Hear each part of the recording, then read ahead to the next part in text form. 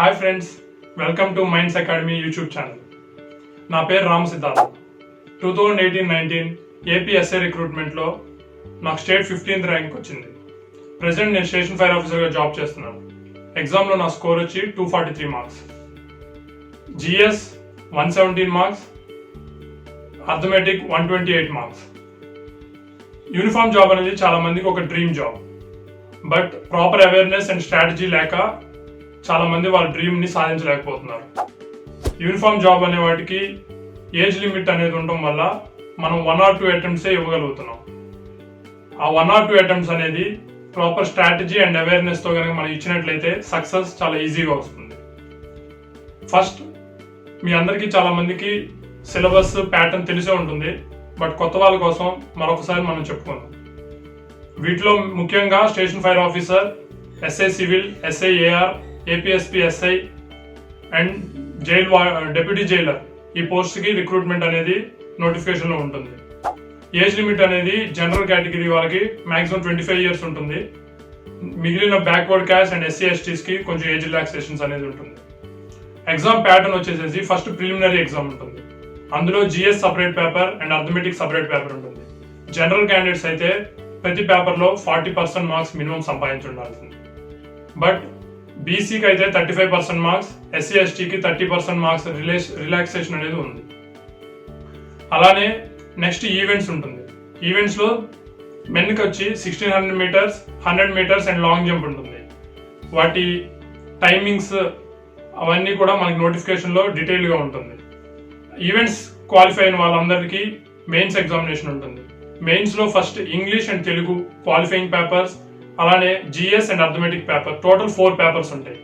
Qualifying పేపర్స్లో prelims లాగే OC క్యాండిడేట్స్కి 40% మార్క్స్ వస్తే క్వాలిఫై అవుతారు. Mains GS and arithmetic papers అప్పుడు ఎవాల్యుయేషన్ కూడా జరుగుతుంది. జిఎస్ అండ్ అర్థమెటిక్ ఈ 2 పేపర్స్ మాత్రం మన మెరిట్లో తీసుకొని మన ఫైనల్ జాబ్ అనేది సెలక్షన్ ప్రొసీజర్లో కన్సిడర్ చేస్తారు. అదే ఏఆర్, ఏపీఎస్పీ వాటికైతే మన ఈవెంట్ మార్క్స్ కూడా సపరేట్ వెయిటేజ్తో పాటు మనకి మెరిట్ లిస్ట్ అనేది తయారు చేయబడుతుంది. నెక్స్ట్ వచ్చేసేసి మెయిన్ థింగ్ ఈ ప్రిపరేషన్లో selection of books or sources అనేది ప్రతి సబ్జెక్ట్కి మనం చూసుకోవాల్సి ఉంటుంది. ముఖ్యంగా అర్థమెటిక్ వచ్చేసేసి ఇంగ్లీష్ మీడియంకి తెలుగు మీడియంకి డిఫరెంట్ సోర్సెస్ ఉంటాయి. అర్థమెటిక్ అయినా జిఎస్ అయినా. అర్థమెటిక్ అయితే మన ఆర్ఎస్ అగర్వాల్ అనేది బేసిక్ బుక్. అందులో మోడల్స్ కానీ అందులో బిట్స్ కానీ మ్యాక్సిమం మన ఎస్ఐ లెవెల్ ఎగ్జామ్కి అయితే వస్తూ ఉంటాయి. ఇంగ్లీష్ మీడియంకి అయితే latest version of RS Agarwal book ఉంది. అది ఎక్కువసార్లు ప్రాక్టీస్ చేసినట్లయితే సరిపోతుంది.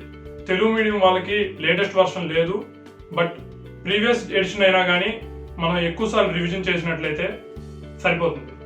అయినా కానీ ఇప్పుడున్న కాంపిటీషన్లో అర్థమెటిక్ అనేది లెవెల్ పెరుగుతూ ఉంది. కాబట్టి ఏదో ఒక ఇన్స్టిట్యూట్ నోట్స్ మీరు ఏదైనా కోచింగ్ తీసుకున్నదైతే, లేకపోయినా మన మైండ్స్ అకాడమీది హరిబాబు సార్ మెటీరియల్ అయినా కానీ మీకు సరిపోతుంది. నెక్స్ట్ రీజనింగ్ వచ్చేసేసి previous year question papers analysis చేస్తే మీకు ఎలాంటి బిట్స్ వస్తున్నాయి, ఎలాంటి కాన్సెప్ట్స్ టచ్ అవుతున్నాయి అనేది మీకు ఒక ఐడియా ఉంటుంది. బట్ అయినా మనం రీజనింగ్లో కొంచెం వీక్ అని మీకు అనిపిస్తే మాత్రం అరిహంత్ అకాడమీ వాళ్ళది మన రీజనింగ్ బుక్ అనేది సరిపోతుంది. నెక్స్ట్ వచ్చి జిఎస్కి వచ్చేసి స్టాండర్డ్ బుక్స్ చాలా ఉన్నాయి. కానీ ఏదో ఒక బుక్ సబ్జెక్ట్కి వచ్చి ఒక బుక్కే మీరు తీసుకొని దాన్ని ఎక్కువసార్లు రివిజన్ చేసినట్లయితే మీకు ఖచ్చితంగా హెల్ప్ అవుతుంది. చాలా మంది తప్పు చేసేది ఏంటంటే ఎక్కువ బుక్స్ ఫ్రెండ్ చెప్పాడని లేకపోతే ఇన్స్టిట్యూట్లో సజెస్ట్ చేశారని చెప్పి మీరు చదివిన బుక్నే కాకుండా ఇంకొక 3-4 బుక్స్ని కూడా రిఫర్ చేస్తూ అనవసరంగా ఇన్ఫర్మేషన్ ఓవర్లోడ్తో కన్ఫ్యూజ్ అయిపోతుంటారు. కాబట్టి జిఎస్కి మాత్రం సబ్జెక్ట్కి వచ్చి ఒక్కొక్క బుక్ మీరు సెలెక్ట్ చేసుకొని స్టాండర్డ్ బుక్ దాన్ని ఎక్కువసారి రివిజన్ చేసుకోండి. ముఖ్యంగా ఇందులో నేను చెప్పదలుచుకుంది అయితే ఫిజికల్ సైన్సెస్ అండ్ బయాలజికల్ సైన్సెస్కి మన అరిహంత్ ఆర్ లూసెంట్ బుక్ మీకు చాలా హెల్ప్ అవుతుంది. అంటే బిట్స్ వైజ్ కానీ అది మీకు హెల్ప్ అవుతుంది. జాగ్రఫీ వచ్చి రమణ్ రాజు సార్ బుక్ బాగుంటుంది. హిస్టరీ వచ్చి జోగి నాయుడు సార్ బుక్ బాగుంటుంది. పాలిటీ అనేది ఇంగ్లీష్ మీడియం అయితే లక్ష్మీకాంత్ బాగుంటుంది. అదే తెలుగు మీడియం అయితే స్టాండర్డ్ బుక్ మార్కెట్లో చాలా అవైలబుల్ అయితే ఉన్నాయి. ఏదైనా కానీ మళ్ళీ నేను చెబుతుంది ఒకే బుక్ తీసుకోండి, ఎక్కువసార్లు రివిజన్ చేసుకోండి. Next English and Telugu qualifying papers కూడా ఈ మధ్య చాలా మందిని మనం చూస్తున్నాము. మెయిన్స్ లో మంచి మార్క్స్ వచ్చి కూడా ఇంగ్లీష్ ఆర్ తెలుగు డిస్క్వాలిఫై అవుతున్నారు, ముఖ్యంగా ఇంగ్లీష్. కాబట్టి ఇంగ్లీష్ మీరు కనుక బాగా వీక్ అనుకుంటే గ్రామర్ నుండి ఇంప్రూవ్ చేసుకుందాం అంటే రెన్ మార్టిన్ హై స్కూల్ బుక్ ఉంటుంది, అది మీరు ఖచ్చితంగా ప్రిపేర్ అవ్వండి. నెక్స్ట్ ప్రెసీ రైటింగ్ కానీ ఎస్ఏ రైటింగ్ కానీ అవన్నీ ఉన్నట్టయితే మీరు ఒకసారి ప్రీవియస్ ఇయర్ క్వశ్చన్ పేపర్స్ చూడండి. మన విజేత పబ్లికేషన్స్వి ప్రీవియస్ ఇయర్ క్వశ్చన్ పేపర్స్తో పాటు వాళ్ళ మోడల్ ఎస్సేస్ అండ్ వాళ్ళ మోడల్ టాపిక్స్ కొన్ని ఉంటాయి.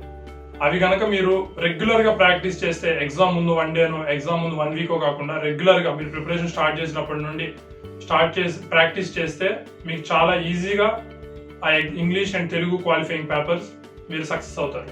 తెలుగు కూడా విజేత పబ్లికేషన్స్ వాళ్ళది ఉంటుంది, అది మీరు ఖచ్చితంగా ప్రాక్టీస్ చేయండి. నెక్స్ట్ వచ్చి ఈవెంట్స్ అనేది చాలా మంది చేస్తున్న తప్పు. ప్రిలిమ్స్ అయిపోయిన తర్వాత ఈవెంట్స్ ప్రాక్టీస్ చేయటం అనేది. చాలా మంది English or arithmetic or GS లో చాలా స్ట్రాంగ్ గా ఉండి కూడా ఈవెంట్స్ లో డిస్క్వాలిఫై అవుతున్నారు. ముఖ్యంగా లేడీస్ అయితే ఈవెంట్స్ లో క్వాలిఫై అయితే 50% మీకు జాబ్ వచ్చినట్టే. కాబట్టి మీకు అట్లీస్ట్ నోటిఫికేషన్ పడిన డేట్ దగ్గర నుండి మీరు ఈవెంట్స్ ప్రాక్టీస్ చేస్తూ ఉంటే మీరు ఈవెంట్స్ ఈజీగా క్వాలిఫై అవుతారు. అలానే ఏఆర్ఏపిఎస్పికి ఈవెంట్స్ లో మెరిట్ ఉంటుంది కాబట్టి ఎవరైనా మీరు ఫిజికల్లీ స్ట్రాంగ్ కొంచెం అథ్లెటిక్ అనుకుంటే బాగా ప్రాక్టీస్ చేసినట్లయితే మీరు టఫ్ పేపర్స్ లో కూడా ఆ ఈవెంట్స్ మార్క్స్ హెల్ప్ అయ్యి ఈజీగా మీకు జాబ్ వచ్చింది అనమాట. అలానే ఒకవేళ ఎవరికైనా ఫిజికల్ బాడీ లేదు, మనం ఎప్పుడు గ్రౌండ్కి వెళ్ళలేదు అంత ముందు అనుకుంటే మాత్రం నోటిఫికేషన్తో సంబంధం లేకుండా ఇప్పటి నుండైనా మీరు ఫిజికల్ ప్రాక్టీస్ చేసినట్లయితే అట్లీస్ట్ ఈవెంట్స్ కాకపోయినా మీరు ప్రిపరేషన్కి రోజు ఒక హెల్తీ బాడీ అనేది మీరు మెయింటైన్ చేయగలుగుతారు. సో ఇప్పటి వరకు మనం ఎగ్జామ్ ప్యాటర్న్ అండ్ ఎగ్జామ్ కావాల్సిన సోర్సెస్ తెలుసుకున్నాము. నెక్స్ట్ ఇంపార్టెంట్ వచ్చి కరెక్ట్ స్ట్రాటజీ అనేది ఒక హార్డ్ అండ్ ఫాస్ట్ రూల్ అయితే ఏమి ఉండదు. ప్రతి మనిషికి వాళ్ళ అడ్వాంటేజ్ డిసడ్వాంటేజ్ బట్టి వాళ్ళ సపరేట్ స్ట్రాటజీ ఉంటుంది. బట్ ఆ స్ట్రాటజీ అన్నిట్లో కొన్ని కామన్ పాయింట్స్ ని మనం ఇప్పుడు డిస్కస్ చేసుకుందాం. అందరూ ఫస్ట్ స్టార్ట్ చేసేటప్పుడు ఫేస్ చేసే బిగ్గెస్ట్ ట్రబుల్ ఏంటంటే నోటిఫికేషన్ వచ్చాక ప్రిపేర్ అవుదాము, లేకపోతే ఇప్పటి నుండి ఎందుకులే ప్రిపరేషన్ అని వేరే ఏదన్నా వాళ్ళ పనులు కానీ అవి చూసుకుంటూ ఉంటారు. నేను సజెస్ట్ చేస్తుంది ఏంటంటే మన ఏపీ ఎస్ఐ రిక్రూట్మెంట్ కానీ తెలంగాణ ఎస్ఐ రిక్రూట్మెంట్ కానీ నోటిఫికేషన్ ఇచ్చిన డేట్ నుండి 4 months లోపల నోటిఫికేషన్ కంప్లీట్ అయిపోతుంది. కాబట్టి మీరు అప్పుడు కోచింగ్ క్లాసులు కానీ లేకపోతే అప్పుడు మీరు ఈ సోర్సెస్ రివైజ్ చేసుకోవడం కానీ స్టార్ట్ చేయడం అంటే చాలా ప్రాబ్లం అవుతుంది. ఈవెంట్స్ కూడా మీరు చేసుకోవాల్సి వస్తుంది. కాబట్టి మీకు నోటిఫికేషన్ వచ్చింది అని అనుకునే ఈ రోజు నుండి అయినా మీరు ప్రాక్టీస్ స్టార్ట్ చేయాలి, ప్రిపరేషన్ అనేది స్టార్ట్ చేయాలి. ముఖ్యంగా ఆల్రెడీ ప్రిపేర్ అయిన వాళ్ళు అయితే మీరు కొన్ని గ్రే ఏరియాస్ వదిలేసి ఉంటారు. అంటే మీరు వీక్ అనుకొని జామెట్రీ అనో లేకపోతే ఇంగ్లీష్ అనో లేకపోతే ఏదో ఒక టాపిక్స్ జిఎస్ లో ఏదో ఒకటి ఫిజిక్స్ అనో బయాలజీ అనో ఆ టాపిక్స్ మీరు ఇప్పుడు రివైజ్ చేసుకోండి. ఇప్పుడు మళ్ళీ మీరు స్టార్ట్ చేయండి. సోర్సెస్ స్టాండర్డ్ బుక్స్ ఓపెన్ చేసుకొని మీరు మళ్ళీ ఇప్పటి నుండి చదువుకోండి. అలా కాబట్టి మీరు అలా చేసుకోవడం వల్ల నోటిఫికేషన్ వచ్చే టైంకి మీకు అట్లీస్ట్ ఒకసారైనా మీకు మొత్తం సిలబస్ మీరు కంప్లీట్ అవుతుంది. నోటిఫికేషన్ వచ్చిన తర్వాత మీరు ఓన్లీ రివిజన్ మీద కాన్సన్ట్రేట్ చేయొచ్చు. అలానే మీరు చేయాల్సింది కన్సిస్టెన్సీ. ప్రతి వీక్ ప్రతి డైలీ బేస్ మీద మీరు కొన్ని క్వశ్చన్స్ సాల్వ్ చేసుకుంటూ ఉంటాం, న్యూస్ పేపర్ చదవటం, కరెంట్ అఫైర్స్ అప్డేట్ చేసుకుంటూ ఉంటాం. అవన్నీ చేసుకుంటే మీరు ఖచ్చితంగా రేస్లో ఉంటారు. దీనికి మీరు హెల్ప్ కావాలనుకుంటే మన మైండ్స్ అకాడమీ వాళ్ళు ప్రతిరోజు కరెంట్ అఫైర్స్ వీడియో ఒకటి పెడుతున్నారు. అలానే నెక్స్ట్ నుండి వీక్లీ ఆర్ మంత్లీ వీడియోస్ కూడా ఇస్తున్నారు విత్ పీడిఎఫ్. కాబట్టి మీరు నోట్స్ మీకు ఏమి ఇంపార్టెంట్ అనేది తెలియకపోతే ఈ వీడియోలో ఉన్న టాపిక్స్ మీరు కవర్ చేసినట్లయితే, ఎందుకంటే వాళ్ళ ఎక్స్పీరియన్స్డ్ వాళ్ళు ఈ వీడియోస్ తయారు చేస్తుంటారు కాబట్టి మీకు చాలా హెల్ప్ అవుతుంది. అలానే మైండ్స్ అకాడమీ వారి యాప్లో కూడా మీరు ప్రతిరోజు క్విజ్ ఉంటుంది, అర్థమెటిక్ కానీ జిఎస్ కానీ క్విజ్ ఉంటుంది. కాబట్టి మీకు ఎలాంటి క్వశ్చన్స్ అంటే ఏదో మనం బుక్ ఓపెన్ చేసి ఆర్ఎస్ అగర్వాల్లో ఫస్ట్ 10 క్వశ్చన్స్ చేసేయకుండా స్టాండర్డ్ క్వశ్చన్స్ అంటే మనకి ఎగ్జామ్ లెవెల్లో వచ్చే క్వశ్చన్స్ కూడా మీరు ప్రతిరోజు ప్రాక్టీస్ చేసినట్లయితే మీరు ఎగ్జామ్ డే రోజు మీరు ఖచ్చితంగా సక్సెస్ఫుల్ అవుతారు. నెక్స్ట్ వచ్చి చాలా మందికి డైలమా, కోచింగ్ తీసుకోవాలా లేకపోతే సెల్ఫ్ ప్రిపరేషన్ అనేది. కొద్దిమంది ఎలా ఉంటారంటే వాళ్ళు హైలీ మోటివేటెడ్గా ఉంటారు. అలాంటి వాళ్ళకి సెల్ఫ్ ప్రిపరేషన్ అనేది సరిపోతుంది. అంటే వాళ్ళు సెల్ఫ్ ప్రిపరేషన్తో కూడా రిజల్ట్స్ అచీవ్ చేయగలరు. బట్ చాలా మంది అంత సీరియస్నెస్ ఉండకపోవచ్చు. కాబట్టి అలాంటి వాళ్ళకి కోచింగ్ అయితే నేను సజెస్ట్ చేస్తాను. ఇప్పుడున్న పరిస్థితుల్లో అయితే ఆన్లైన్ కోచింగ్ కూడా ఉంది, మీరు అది కూడా ఎక్స్ప్లోర్ చేయొచ్చు. ఎందుకంటే మాక్సిమం అందరి దగ్గర నెట్ అవైలబిలిటీ, ఫోన్ అవైలబిలిటీ ఉంది కాబట్టి ఆన్లైన్ కోచింగ్ మిగిలిన కోచింగ్స్తో పోల్చుకుంటే కొంచెం ఎకానమికల్గా సేఫర్ సైడ్ అవుతుంది కాబట్టి మీరు అది కూడా ఎక్స్ప్లోర్ చేయొచ్చు. But coaching or self preparation అనేది మీరే చూసుకోండి. నా సజెషన్ అయితే మాత్రం కోచింగ్ వల్ల డిసడ్వాంటేజ్ అయితే ఏమి ఉండదు. మనం ఎంత యూజ్ చేసుకుంటున్నాం ఆ కోచింగ్ అనే దాని మీద మన సక్సెస్ అనేది హెల్ప్ అవుతుంది. నెక్స్ట్ వచ్చి నేను ముందు చెప్పినట్టు సోర్సెస్ కూడా లిమిట్ చేసుకోండి, మీకు హెల్ప్ అవుతుంది. నెక్స్ట్ మెయిన్ థింగ్ వచ్చి టెస్ట్ సిరీస్. టెస్ట్ సిరీస్ రాయకుండా మన ఎగ్జామ్కి వెళ్తే చాలా స్ట్రగుల్ చేయాల్సి ఉంటుంది. నేను పర్సనల్గా టెస్ట్ సిరీస్ నాకు ఎంత హెల్ప్ అయిందో నాకు తెలుసు. టెస్ట్ సిరీస్లో కూడా మన స్ట్రాంగ్ టాపిక్స్ని తీసుకొని వెంటనే ఆ క్వశ్చన్స్ అన్ని సాల్వ్ చేసుకోగలగాలి. ముఖ్యంగా అర్థమెటిక్లో మనకి చాలా టైం అనేది స్కేర్సిటీ ఉంటుంది. ఫస్ట్ రీజనింగ్ కంప్లీట్ చేసుకున్నా కానీ అర్థమెటిక్ అన్ని క్వశ్చన్స్ చూడటం కూడా చాలా మందికి కుదరదు, జస్ట్ ఒక గ్లాన్స్ ఇవ్వడానికి కూడా. కాబట్టి మనం ముందే ఒక ప్రిపరేషన్ స్ట్రాటజీ ఉండాలి. మన ఎగ్జామ్ డే ఆ రోజు ఎగ్జామ్లో ఎలాంటి స్ట్రాటజీ మనం యూజ్ చేసుకోవాలని. ఫస్ట్ రీజనింగ్ 100 బిట్స్ ఆర్ 90 బిట్స్ని మనం ఫస్ట్ 45 మినిట్స్లో కంప్లీట్ చేసుకోవాలి. నెక్స్ట్ మన ఎస్ఐ ప్రిపరేషన్లో ఎస్ఐ ఎగ్జామ్ పేపర్లో ఒక చిన్న టిప్ ఏంటంటే నేను చదువుతుంది, మిగిలిన ఎగ్జామ్స్ లా కాకుండా ఎస్ఐలో ప్రాఫిట్ అండ్ లాస్ వచ్చే 8 క్వశ్చన్స్ 10 క్వశ్చన్స్ ఒకే వరుసలో ఉంటాయి, ర్యాండమ్గా ఉండవు అనమాట.